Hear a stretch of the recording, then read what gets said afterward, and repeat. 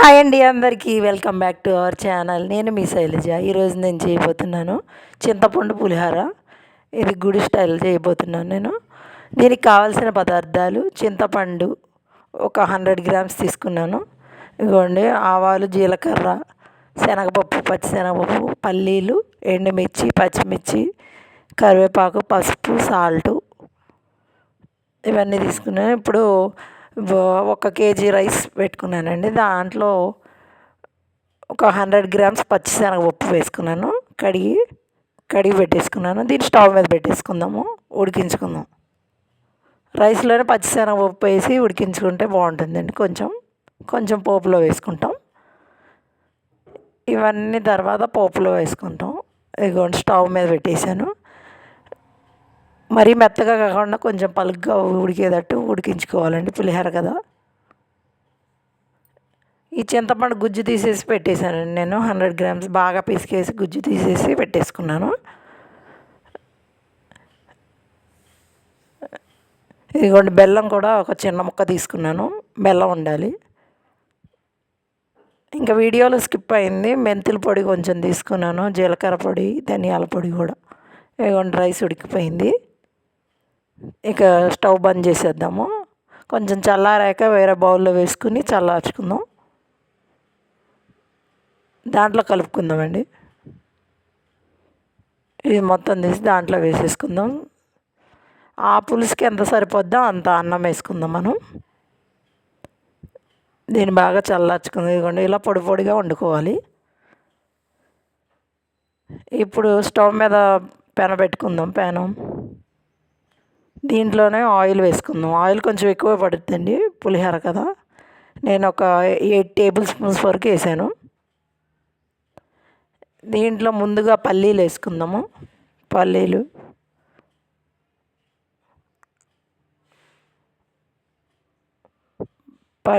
పచ్చిశనగపప్పు, ఆవాలు ఇవన్నీ వేసేసుకుందామండి. ఇవి కొంచెం వేగిన తర్వాత అప్పుడు పచ్చిమిర్చి వేసుకుందాము. ఫస్ట్ పల్లీలు కొంచెం వేయించాలి కదండి, అందుకని ఫస్ట్ పల్లీలు వేసేసుకుందాం. ఈ పోపు వేగిన తర్వాత అప్పుడు పచ్చిమిర్చి వేసుకుందాం. కొంచెం కలర్ మారుతుండగా ఇప్పుడు పచ్చిమిర్చి వేసేసుకుందాం. ఒక 4 పచ్చిమిర్చి ముక్కలుగా కట్ చేసుకుని వేసుకున్నానండి. ఇది కూడా కొంచెం వేగిన తర్వాత కరివేపాకు, ఎండుమిర్చి కూడా వేసేసుకుందాం. ఎండుమిర్చి వేసుకున్నాను కదండి. ఇప్పుడు కరివేపాకు కూడా వేసేసుకుంటాను. ఇవి కూడా కొంచెం కలర్ చేంజ్ అయిన తర్వాత అప్పుడు చింతపండు పులుసు దీంట్లోనే వేసుకోవాలండి. కొంచెం వేయించుకుందాము. ఆ తర్వాత చింతపండు పులుసు కూడా దీంట్లో వేసుకుందాం. గుజ్జు తీసి పెట్టుకున్నాను కదండి. మాడిపోతాయి కదండి, బాగా కలుపుకుంటూ ఉండాలి దీన్ని. ఎండుమిర్చి కొంచెం కలర్ చేంజ్ అయ్యే వరకు కలుపుదాం.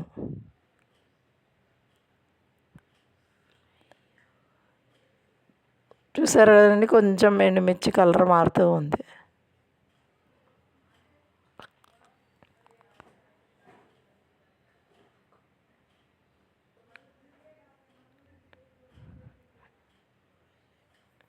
ఇప్పుడు దీనిలోనే పసుపు వేసుకుందామండి. ఒక హాఫ్ టేబుల్ స్పూన్ పసుపు వేసుకున్నాను.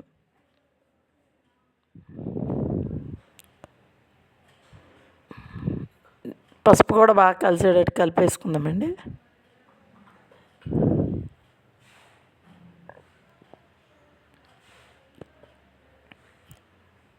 ఇప్పుడు వేగిపోయింది కదండి, దీంట్లో చింతపండు పులుసు పోసేసుకుందామండి. తీసి పెట్టుకున్నాం. అది చిక్కగా తీసుకోవాలండి, ఎక్కువ వాటర్ పోసుకోకూడదు.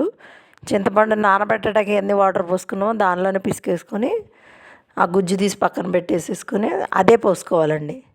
ఇట్లయితే ఈజీగా అయిపోద్దండి. ఫస్ట్ మనం పులుసు ఉడకబెట్టుకుని తర్వాత పోపు వేసుకుని అది చాలా పెద్ద ప్రాసెస్ అవుద్ది, చాలా టైం టేకింగ్ అవుద్ది. అందుకని మనం ఇలా పోపులోనే పులుసు వేసేసుకుందాం. ఇదిగోండి ఇప్పుడు బెల్లం కూడా వేసేసుకున్నాను.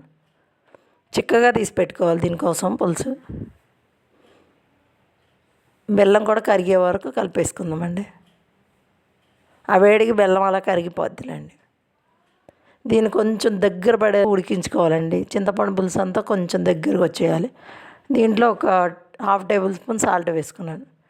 ఇంకా కొంచెం రైస్లో వేసుకుందాము. దీంట్లో కొంచెం సరిపోద్దిలేండి.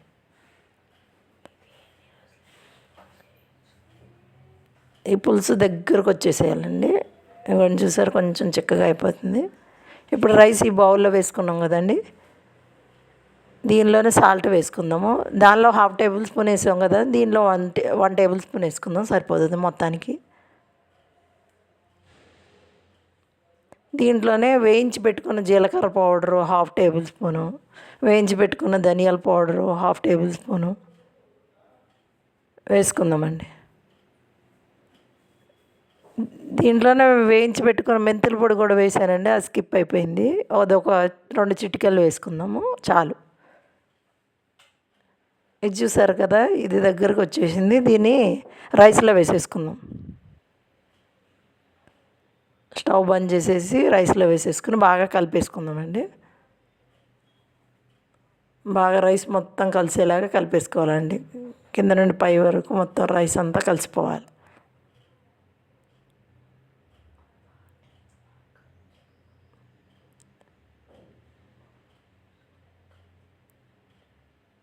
ఇట్లా చేసుకుంటే చాలా బాగుంటుందండి